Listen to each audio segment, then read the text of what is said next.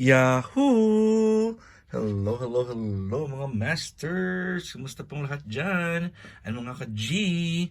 Maraming salamat po sa inyong love and support sa ating All About G, The Green Iguana Daily Vlogs. So nandito po tayo ngayon sa harapan ni G at meron tayong binili sa kanya na isang bagong pack ng kanyang spring mix. So, ang spring mix po nito ay iba't iba yung ingredients niya ng mga gulay. So, depende talaga yan sa kung ano yung na-prepare nila. Ingredients may vary daw. Sabi nila meron din green leaf, like mizu. Ano ba yan? Mizuna, tango, oak leaf, chard, baby spinach, arugula, freezy, red leaf. So may mga choices niya. Lola Rosa,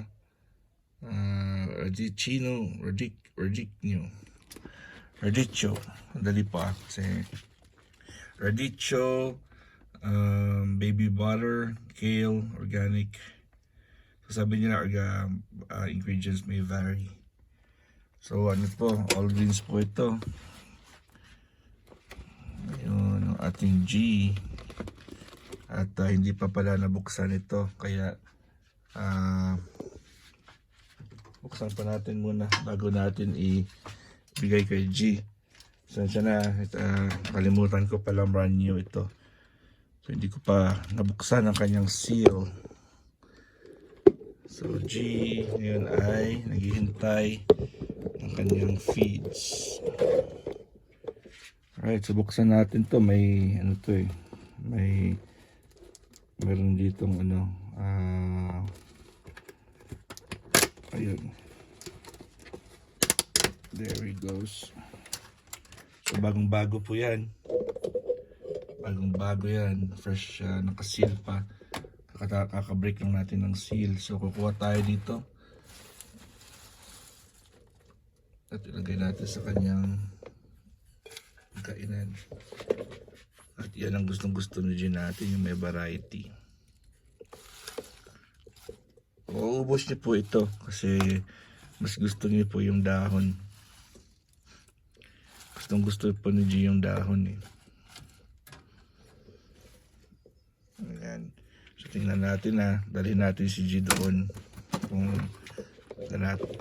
gustong-gusto niya yung dahon na yan. Siya ay pupunta dyan.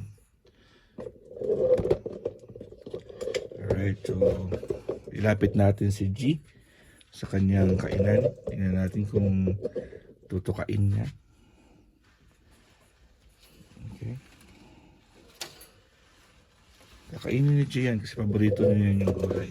Tingnan mo paborito ni G yung gulay. Hi G, it's your food now. You have to eat your food now. And bigyan natin ng ilaw si G. Yan ang ilaw, nakikita mo yung ilaw, you know. Reflect.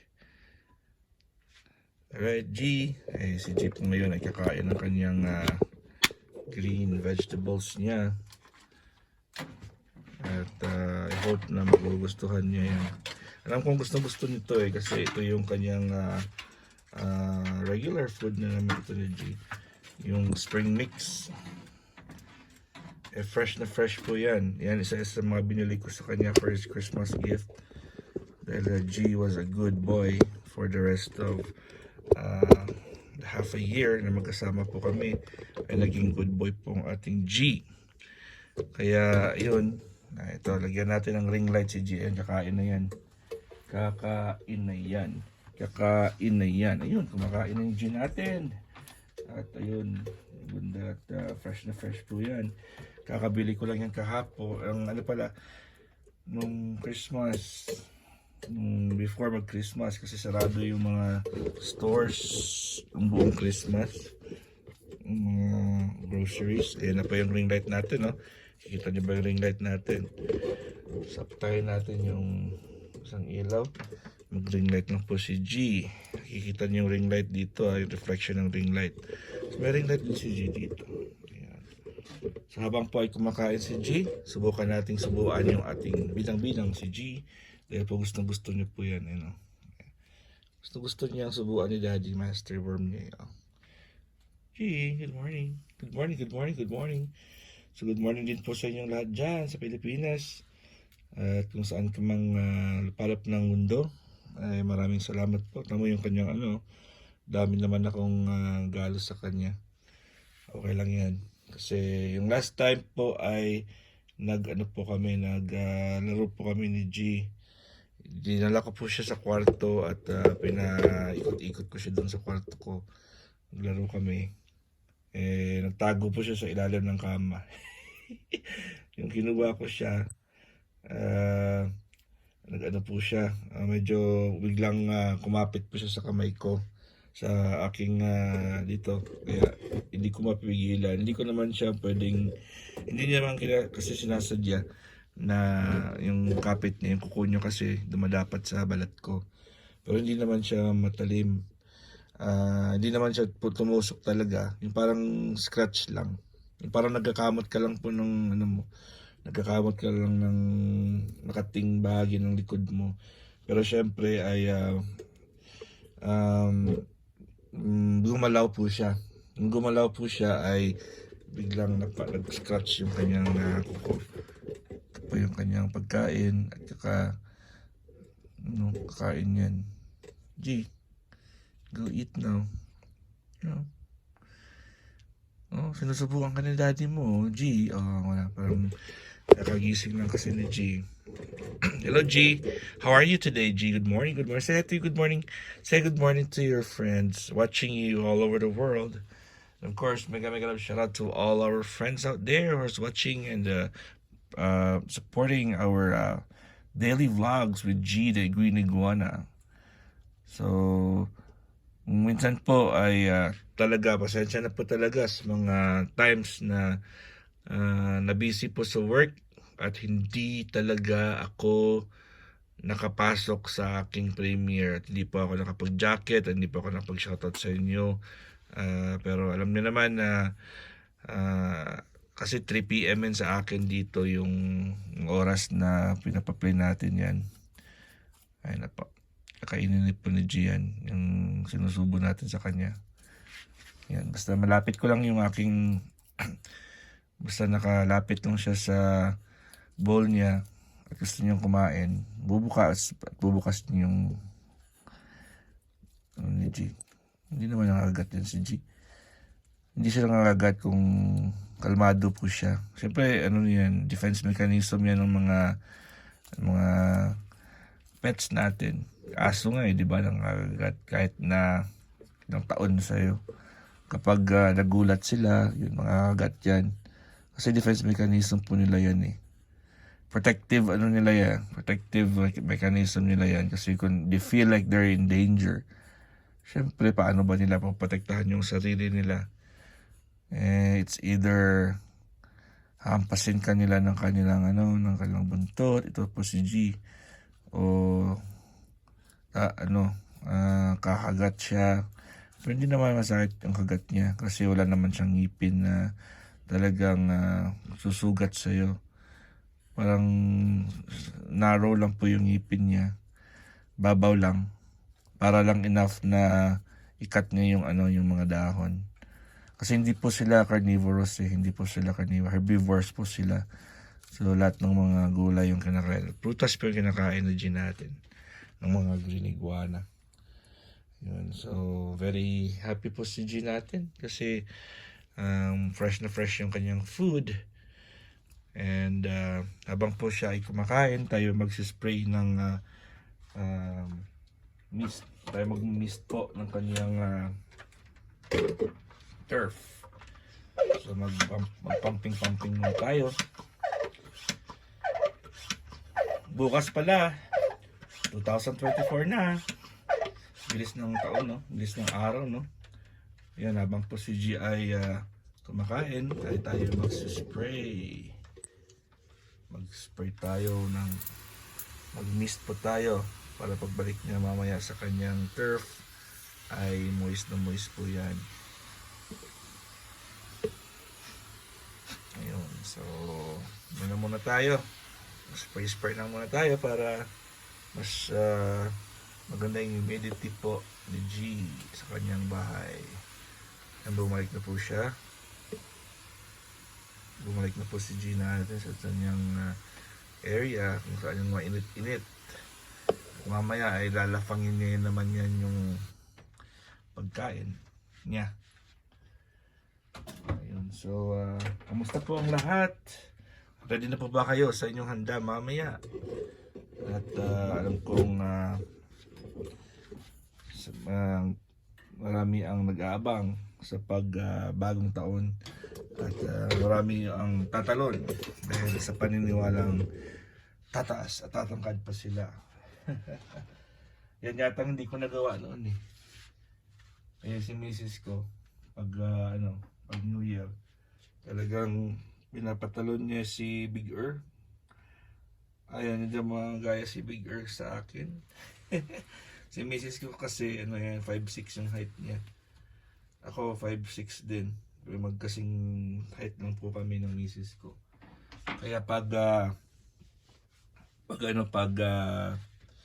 may mga party, hindi po siya nag-high heels.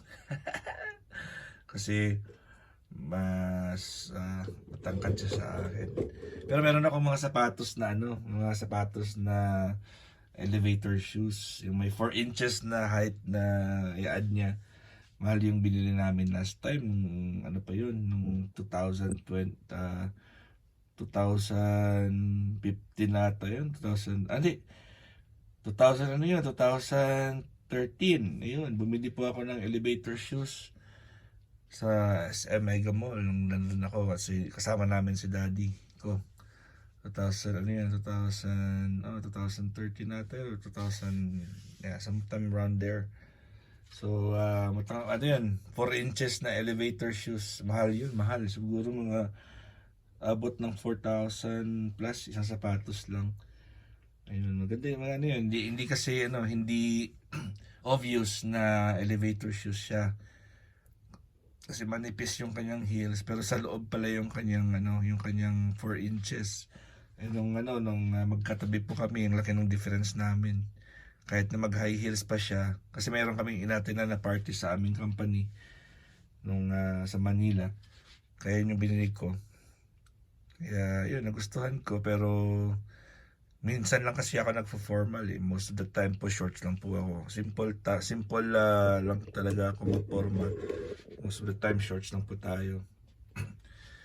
Alright, so inuulit-ulit ko talaga, paulit-ulit na nagpapasalamat po ako sa inyong lahat na kahit na namimiss ko yung aking premiere dahil pa sa kabisihan sa trabaho, ay alam ko nandun pa rin kayo at maraming salamat talaga. Kahit na wala kayo sa live mismo ng aking premiere, sa actual ng premiere ko ay nagre-replay po kayo. So mega love shoutout po Team Kuroda, ang team kung saan po tayo ay isa sa mga admin at namumuno ng ating team. And of course, team One Love, ng ating sister team, Boba B-Boys and Sis Kitch, at sa lahat po ng mga bumubuo ng Team One Love. And of course, sa Team Puyaters, Mami Yan, Mami Faye, Madam Elena, at si Beshi Elsa, asawa ng mekaniko, at lahat ng bumubuo ng Team Puyaters. And of course, ating Team Kalingap, na pinamumunuan ni Kuya Val Santos Matubang at ni Ate Edna, Kalingap Rob, Kalingap ni asawa niya ni Jackie, and kanang baby na si Baby Rabbi. And of course, sa lahat po ng mga Kalingap scouters and supporters na nanonood po at nagsusupport din po. So maraming salamat po at lumalaki na po yung team natin. At kay Bro Harry Clint na Team Gapangan, maraming salamat din. And of course sa ibang mga kaibigan natin, sina Bro Didi Desilio at Ma'am Bless Vlog. At sa lahat po ng mga kaibigan natin, pasensya na po at hindi ko kayo may isa-isa kasi on the spot lang po akong listahan. Anyways, maraming salamat po. Happy New Year! Bukas po, New Year na po. At pray ko po na ang New Year natin ay maiba. Ang 2024 ay maiba po ay sa compared sa 2023.